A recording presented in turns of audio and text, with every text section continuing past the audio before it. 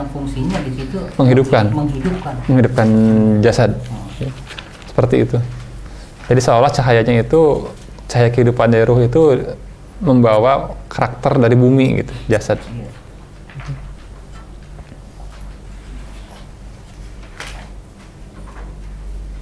Jadi kalau ada misalkan kambing, seekor kambing, dia hidup dengan ruh. Nah, watak kambing dari dagingnya itu, dari bumi yang jasadnya. Gitu.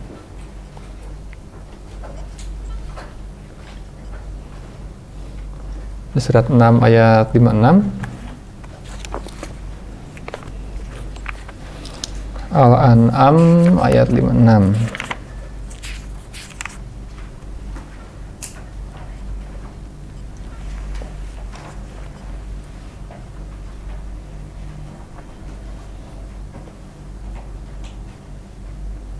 Katakanlah, sesungguhnya aku dilarang menyembah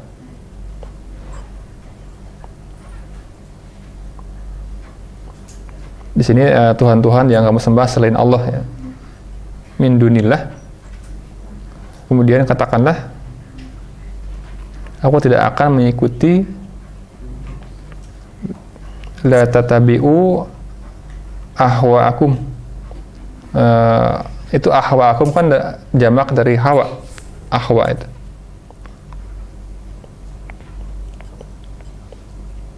Kemudian qad dalaltu gitu. Izan.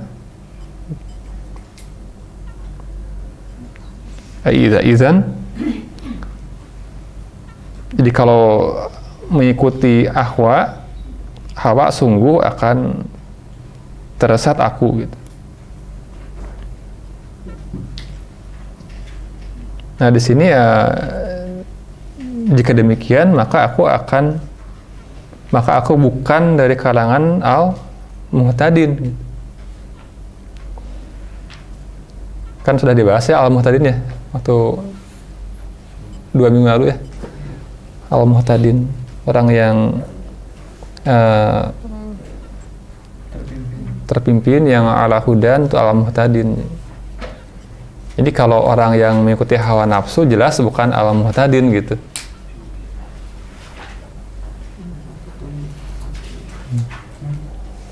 Padahal tidak mudah untuk mencapai status al-muhtadin, al-muhtad. Nah, satu lagi.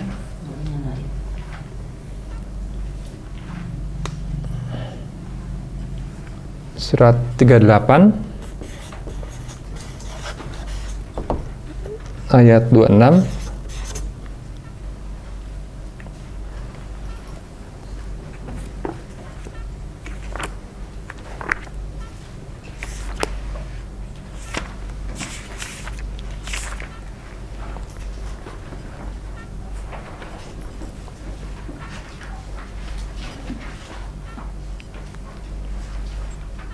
Ini Nabi Daud ya.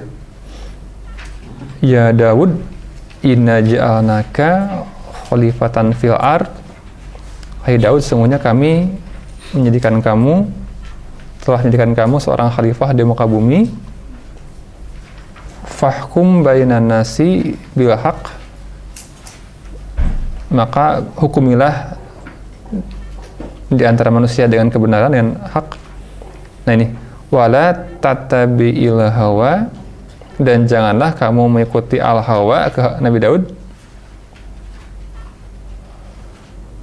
Fayudillaka an sabilillah, karena si hawa itu akan menyimpangkanmu dari sabilillah. Mobil mungkin.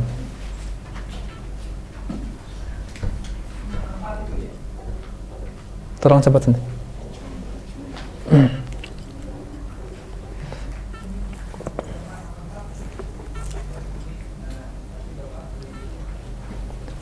Jadi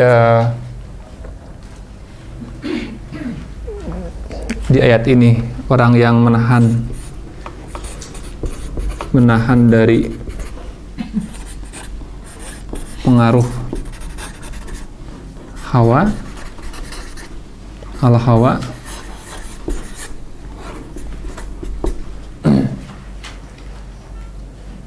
kalau di sini intinya gitu. Orang yang mengikuti hawa jelas bukan dari golongan al-muhtad yang terpimpin kan. Tadi yang terakhir tidak boleh mengikuti al-hawa karena hawa yang ini akan menyesatkan dari jalan Allah.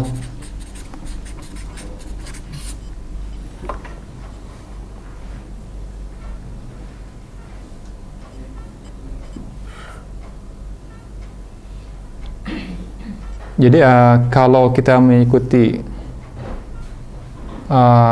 hawa nafsu,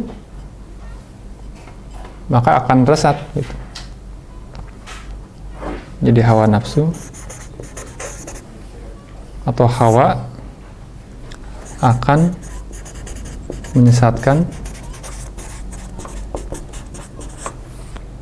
dari sabilillah, jalan Allah.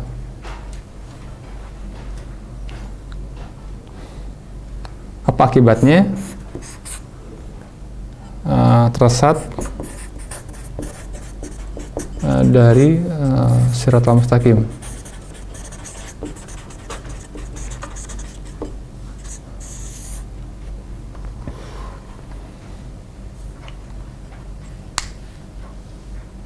Jadi kalau walaupun kita ihdinas siratal mustaqim dalam sholat, nah Allah menyuruh memahami apa siratal mustaqim gitu. Oh, mereka yang di situ yang Allah pimpin, Allah muhtadin gitu. Kalau kita mengikuti hawa nafsu, menyimpang dari jalan Allah gitu. Siratal mustaqim. Ini hawa akan menyesatkan di jalan Allah. Dari jalan Allah. Dari jalan Allah. Ya. Itu maksudnya hawa akan menyesatkan dari sabilillah. Dari sabilillah, ya. Gitu. Makanya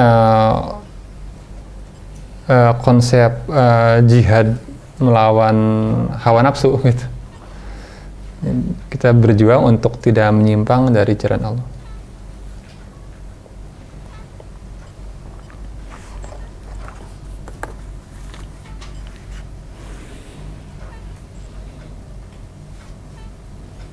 Nah, sekali lagi bahwa yang mestinya menjadi imam dalam diri kita adalah nafs ini yang harus tumbuh nanti. Nah, kita sekarang yang jadi imamnya si hawa nafsu kita. Gitu. Seorang pejalan pun yang sudah tumbuh jiwanya pun tetap masih berhadapan terus dengan ini. Gitu. Makanya kata Rasulullah, sesungguhnya musuhmu yang sebenarnya itu adalah yang di antara dua lembungmu gitu. Di antara dua ini, jiwa dan jasad, jadi si hawa nafsu. Gitu. Itu musuh yang sebenarnya. Gitu. Musuh dalam selimut. Gitu.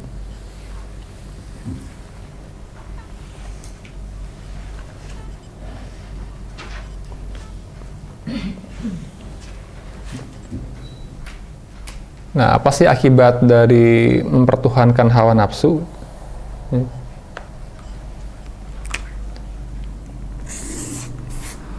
Jadi mempertuhankan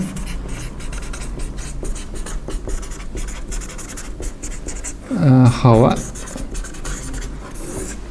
kita kurang begitu biasa menggunakan istilah hawa saja, tuh ya, hawa nafsu gitu. Tapi bisa menyimpang juga maknanya. Kita belajar, oh ini mempertuhankan hawa, kan istilah hawa aja perempuan. Mempertuhankan hawa, dampak maksudnya itu mengikuti semua keinginannya gitu. Artinya mempertuhankan. Artinya itu mengikuti ya, semua atau apa-apa yang Hawa inginkan. Jadi ya kita sebagai manusia punya keinginan kan, gitu. Ingin ini itu kebanyakan keinginan yang salah, kebanyakan yang tidak berilmu. Gitu. Pengen ini, pengen itu, semua pengen. Itu Hawa itu. Jadi, kalau kita ikuti keinginan itu berbahaya. Semua harus diukur oleh Al-Quran. Apakah keinginanku ini hak atau tidak gitu.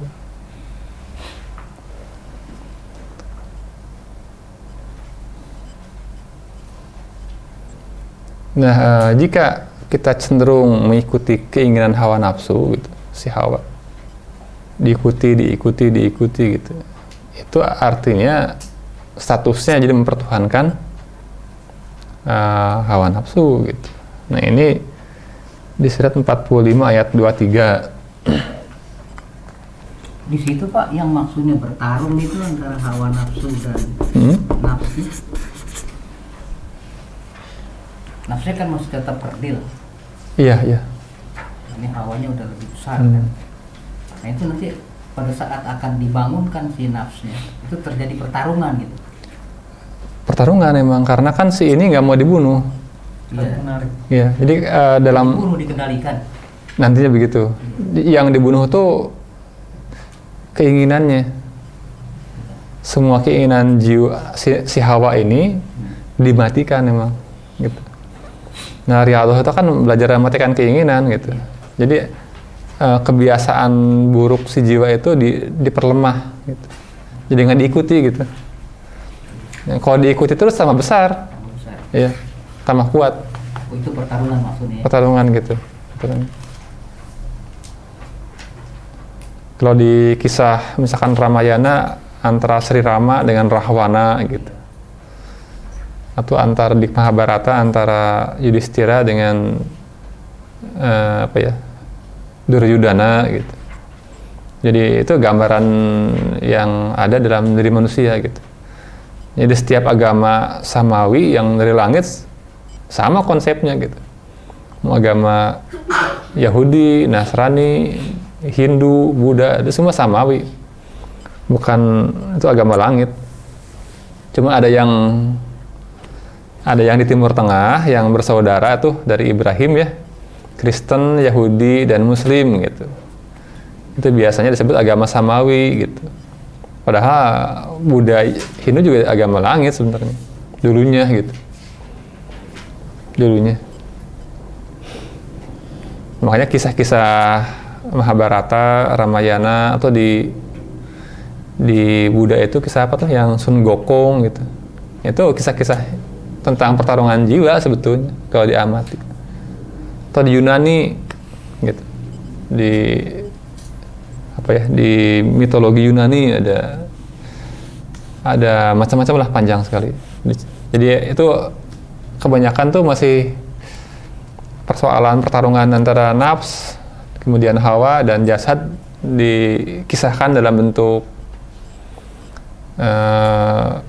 mitologi, legenda gitu. Karena zaman dulu kan bukan zaman sekarang kan punya toko buku ya, ada toko buku, ada DVD, ada macam-macam. Zaman dulu gimana coba menyimpan apa ya? Khazanah gitu. Belum ada percetakan kan. Makanya supaya diingat oleh masyarakat dibuat dalam bentuk dalam bentuk dongeng gitu kan.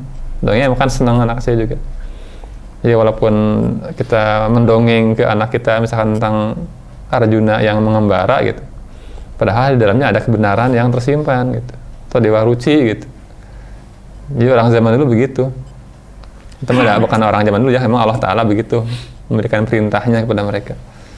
Jadi nggak hilang kisah itu. Karena orang cenderung lihat ramenya kan perangnya gitu. Bukan hikmahnya. Kalau sudah besar baru dibaca, bukan perang Bharatayudanya, tapi pertarungan kebenaran antara Pandawa 5 dengan misalkan kaum Kurawa, di mana dialognya, gitu. Di mana kebenarannya.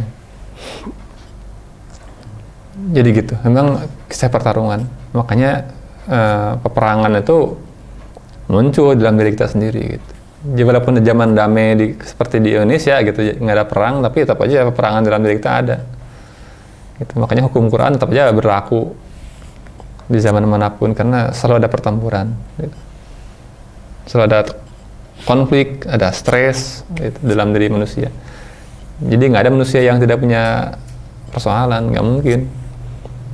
Nggak stres, nggak ada masalah, nggak. Tapi kita dituntut untuk bisa mensikapi semua itu dengan agama gitu, hingga semua yang tekanan yang tinggi itu tidak jadi tekanan, jadi rahmat. Baik, kita lihat surat 45 ayat 23. Itu contoh kalau kita kemudian mempertuhankan hawa nafsu.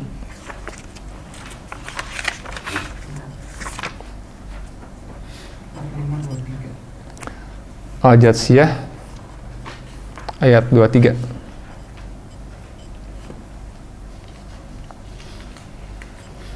Afara'aita, maka pernah kamu lihat man yattakhadha ilahahu hawahu, orang yang mempertuhankan hawanya, punten ya, selalu mengikuti hawa nafsunya. iya,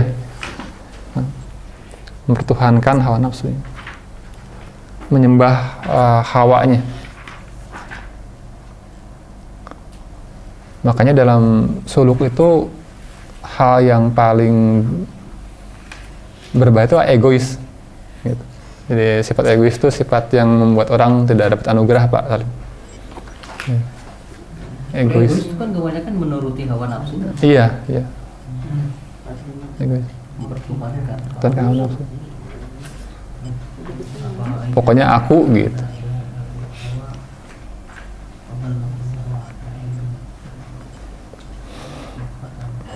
Maka pernahkah kamu melihat orang yang menjadikan hawa nafsunya sebagai ilah, sebagai Tuhannya, ilahahu hawahu, dan Allah membiarkannya sesat berdasarkan ilmunya.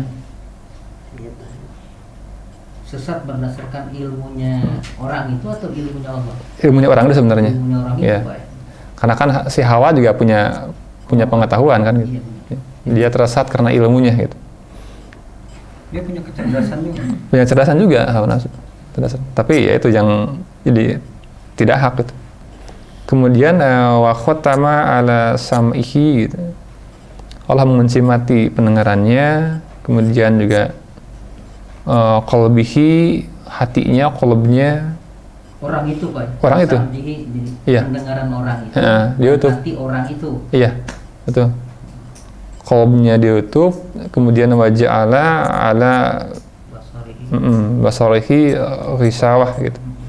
Ditutup di penglihatannya. Nah, ini dampaknya gitu. Kalau mengikuti hawa nafsu itu, akibatnya jadi si hati jadi terkunci mati gitu. Itu nggak ada cahayanya hatinya. Gitu. Cahaya kalau hatinya terkunci ya juga telinganya tidak bisa dengar gitu. Berarti nur iman nggak bisa masuk, Pak. Apalagi gitu. Jadi orang itu susah dinasihati karena si telinga batinnya terkunci gitu. Susah dinasihati. Pokoknya yang benar yang begini. Susah dinasihati.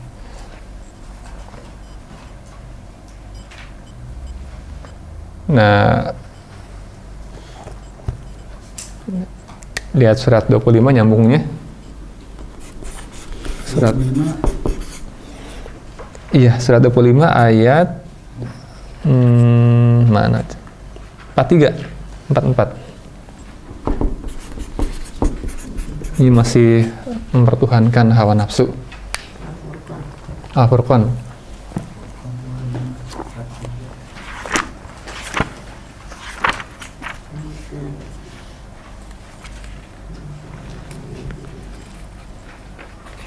sama nih, mirip dengan tadi Jatsiyah. Auzubillahi minasyaitonir rajim. Ara'aita man yattakhadha ilahahu hawahu. Terangkanlah kepadaku orang yang menjadikan ilahnya hawanya menjadi ilahnya. Terangkanlah kepadaku orang yang menjadikan hawanya sebagai Tuhannya.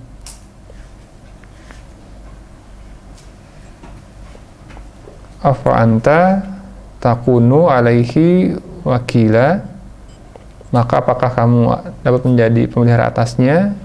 Nah kemudian am tahsabu, atau apakah kamu mengira bahwa kebanyakan kebanyakan dari mereka itu yasma'una au ya'qiluna, apakah kamu mengira bahwa kebanyakan mereka itu mendengar atau ya'qiluna, memahami?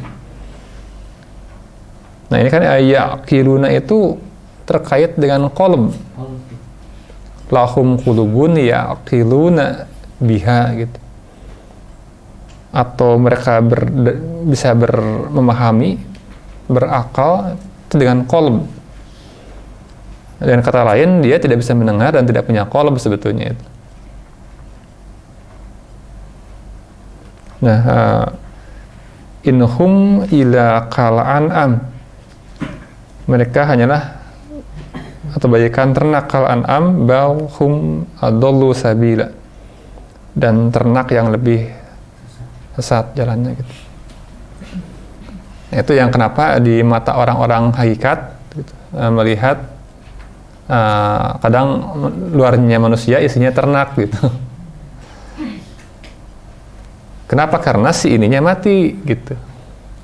Ininya mati. Terhijab nih.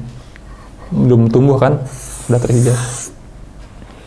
Jadi yang muncul tuh ini gitu.